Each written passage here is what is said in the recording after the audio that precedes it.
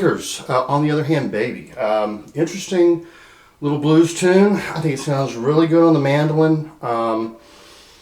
As always, I play a tune on the guitar and then I just improvise it on the mandolin, so I've still got a couple little bugs to work out, but I think as we walk through the song, you'll get a real feel for what I'm doing. It's in the key of E, and it's another one of those that proves, yes, you can play mandolin in the key of E, you can play blues in a standard tuning, and because of all the little double stops and slides in this song, I think it's really particularly well suited to the mandolin. So let's go ahead and get into it. First of all, we're going to slide into an E sharp, okay, because we're playing over an E chord. Okay, this is an E major chord. Chordally, you're really only going to finger 2 chords in this song. I'm going to play my E here, right there. So B, E, G sharp, and that's when I hit that chord. And for the B7, I'm going to go up here. Oops, right here, say, and that's going to be the F, A, and B. And of course, now you could add this A here and get more of a ring. Totally up to you. It may sound really good, actually. So anyway, we'll get to that in a minute, and yeah, maybe I'll throw that in. See, come up with stuff as you go. So first of all, we're going to slide into the G sharp with, I guess, a ring finger on the 11th fret, 2nd string, and put your pointer down here, first finger or index, whatever you want to call it, on the B note, which is the 1st string, 7th fret, I believe, yes. And we're just going to hit that about 6 times. I think I already hit it 6. Yeah, but you're doing it with a little...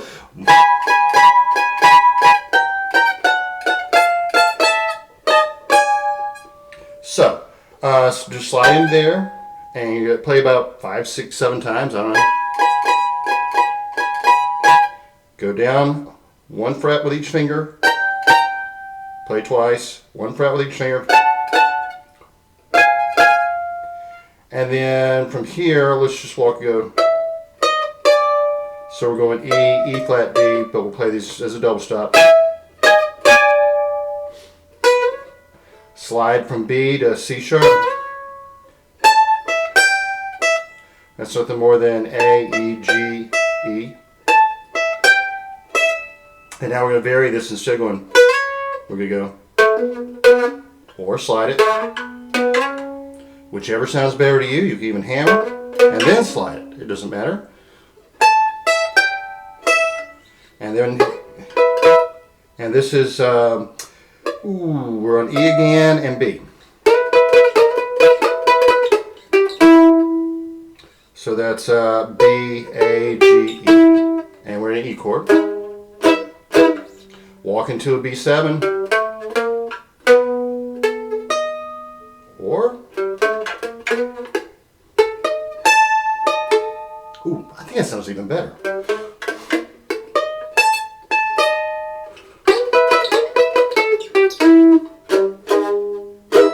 Now, that's the heart of the song. You could play that 2, 3 times, throw in a couple of variations, you're good to go.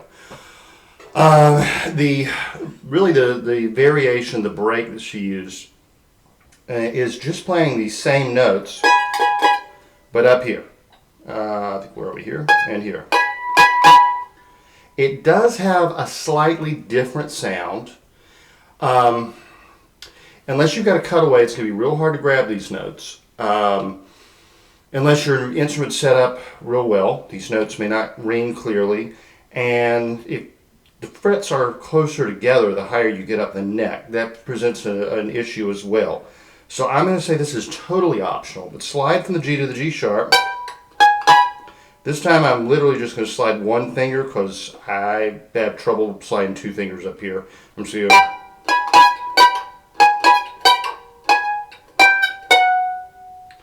So it's, and then just walk it down. And then we're going to grab a B, and an E and an A here. Essentially it's part of an E6 chord. I'm just going to play 2 notes out. We go. So moving the A down to G and the E down to D. I'm going to do it together. Now, that's the different part than what you played the first go through, even though, so you could go,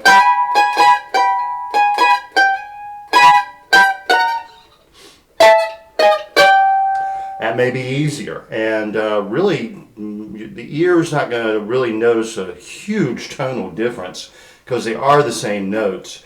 It's just the heavier strings aren't quite as bright.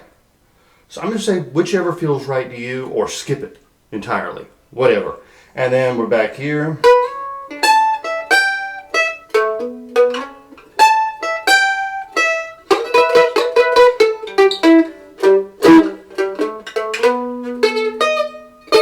That time I didn't grab it. Let's start it again. No, I think on the second time I would just go. Oh.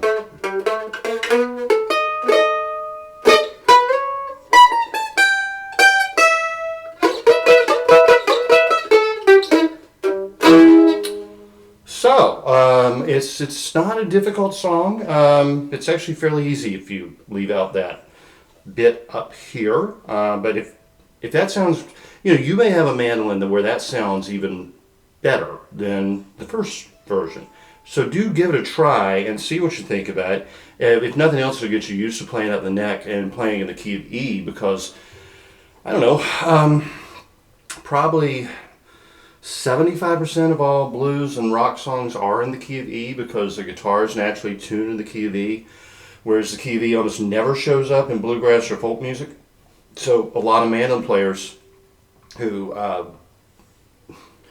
just play mandolin, we play a lot of old time and bluegrass and folk music and Celtic music and such as that, and we just don't play in the key of E usually. Maybe every now and then something kind of spooky in E minor, I don't know. But blues sounds really good on the mandolin because you can get all those slides and slurs and double stops. So I'm just going to do it one more time, slowly through, and I will try to do the second break.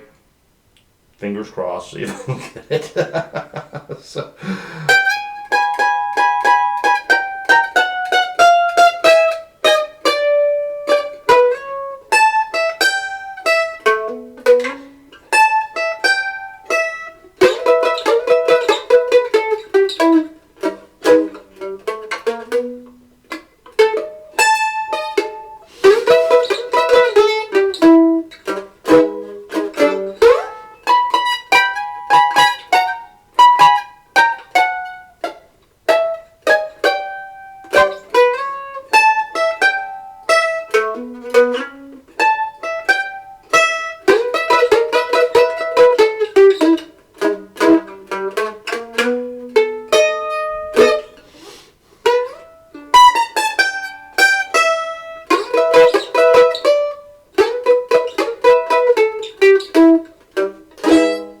As always, hard to play when you're thinking it through and going slow, but yeah, I think you got the gist of the tune, and I think that's one, if you get it down, it's really going to open people's ears to playing blues on mandolin, and a lot of the mandolin players are probably going to be pretty impressed too, and fiddle players as well, when they realize you're playing the key of E in standard tuning, because, thanks to, well, what was his name? Yank Rachel, I think. Rachel, something like that. He played in so many weird tunings. I mean, he just tuned everything by ear and to his voice, and a lot of people got that idea in their head that, like, you can't play in a standard tuning, and mandolin players can't play in the key of E at all. Well, actually, really not that hard. Just, your chords are simple. Just learn your E blues scale, and yeah, we'll do a lesson on pentatonic scales pretty soon. Maybe no, I'll wait a little bit on that. When I do my music lesson today, as opposed to teaching a tune, we need to stick with the chord scale, and we'll do chords with the fifth note as the highest note, and I think you'll find that interesting. Let's get through that, and then we'll go through scales and modes, single note scales and modes, after we get the chord scales down.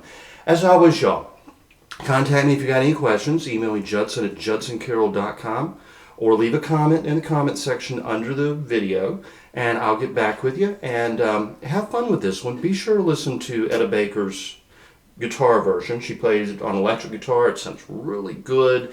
And I mean, there's no reason a mandolin player couldn't be sitting in on a tune like that, and would really open some people's ears to the potentiality, I guess I should say, of the mandolin in the blues genre. So y'all have a great one. I'll talk to you next week.